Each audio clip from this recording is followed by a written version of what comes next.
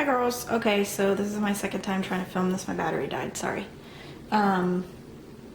Okay, so this is my latest Halloween project that I have been working on. I know I've been doing a lot of them, but I just really like Halloween and I've had some really cool ideas that I've been wanting to put together. So here's another one I wanted to share with you. And so this one is a witch's hat, obviously.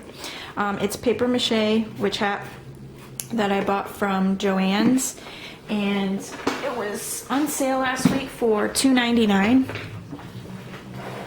I think it's regularly $4.99 or $5.99, I can't remember, but it's a pretty large hat.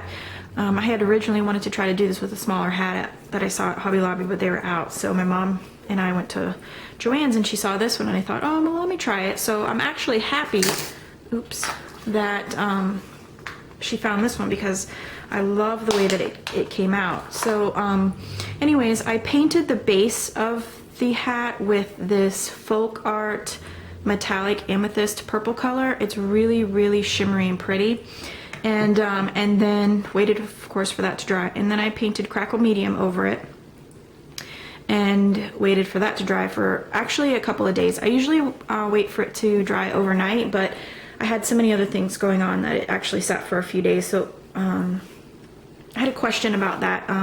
Holly from Kelly, I can't remember your YouTube channel, but she had sent me a message asking me about the crackle paint, and I actually touched it this morning after I got your email to see if it was tacky, and it was completely dry. So, but that was after a few days of it, you know, airing out. So anyways, and then I covered over it with black paint, and so you can see the crackle effect more on the back because it's not covered. You just go one stroke of paint over the crackle medium. If you keep going over it, it will not crackle right and it will separate. So that's another technique and tip I forgot to tell you about Holly was just paint one layer of paint over the crackle medium so it cracks good. Okay, so and then what I did was I took some shimmery purple tulle. I don't know why, but I've been kind of obsessed with purple lately, and well, it is a beautiful color, but I bought this from Hobby Lobby for $2.99 and it's on a roll. It's really, really sparkly and pretty. I really, really like this, and I like buying it on the roll because it keeps you organized. I have tried to buy tulle off the bulk thing from the fabric department because it's cheaper, but I don't keep it nice and it's not very organized, so it's a mess and it gets all over the place. So I much rather buy this, and I definitely recommend it. So anyways, what I did was when I pulled it off of the roll like this, I folded it in half, well, it's kind of hard to do with it on the roll, but I folded it in half that way. So, and then what I did was I pinned it like you would a pattern, and so it would stay together and fold it evenly. And then what I did was I took my hot glue gun and I glued it. I just put dollops of glue all around the edge right there, and then I would stick a piece down and then fold it over and stick a piece down, fold it over to make these pleats. And I really like how it turned out there because I really like this girly tutu type of effect that it made for that. And then what I used was this ribbon that I got from Candy from the rack that she sent me. I'm using so much of the stuff that she sent me. She sent me such great things. Thank you so much, Candy. I love everything, and I'm definitely gonna be ordering more of this stuff because I can't get enough of it. So thank you for sharing your goodies with me. Okay, and then after I had that done, I thought, okay, this is a really pretty purple and black hat. What am I gonna do with it next? So literally, this Wicked Witch of the West idea came up about 30-40 minutes ago, and I thought, okay, you know, what can I do with this hat? How am I gonna decorate it so it's a Halloween decoration, you know, here? And so then I thought, oh, okay, I can use my paper from Magic of Oz. So I started pulling out my scraps. So it's really good to keep your scraps, ladies. You never know what you're going to use something for. And what this was a scrap, and this was a scrap, but it wasn't, the words weren't together. It was separate, you know, because it went all the way around the page. And so I just cut it up, and I wanted to make it look like a little wavy banner. So it's Wicked right here, and I glued it there and there and kind of bent up the edges. And then down here, Witch of the West, and so I glued it kind of right there, right there, and right there, and, you know, folded it and bent it up so it looks like a wavy banner. And I also distressed it. I don't know if I said this in my other video, but I like using these Color Box pigment brush pads. I like this so much better than using the Distress ink. I don't like fumbling with an extra tool. I like that this is what I need. I use it, I put the cover on, and we're done. So I really like those. I've been buying a few of those.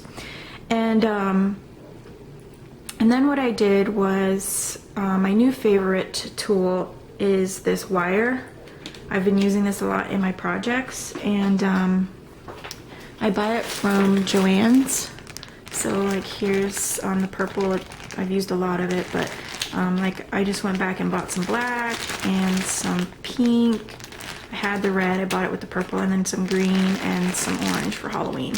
And it's really not that expensive. It was on sale last week at Joann's, or this week, I can't remember, half off or something. So it was like $1.79 or something like that. So I picked up a few more. I want to try them with different things, but I love curling this. I just feels like a doodle or something to me. I don't know, but I really like it. So I wrapped that around the hat to make it look like crazy, you know, wire threading, and I put it through the button down here and glued the button down.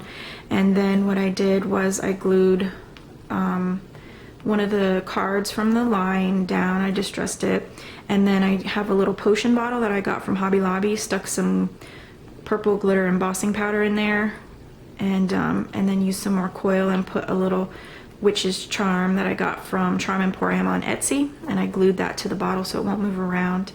And then this flower is a flower that Sherry sent me in a rack. It's so pretty. It's I think it's a trellis flower from Wild Orchid, but if it's not, then it must be those R77 flowers that I love from I Am Roses.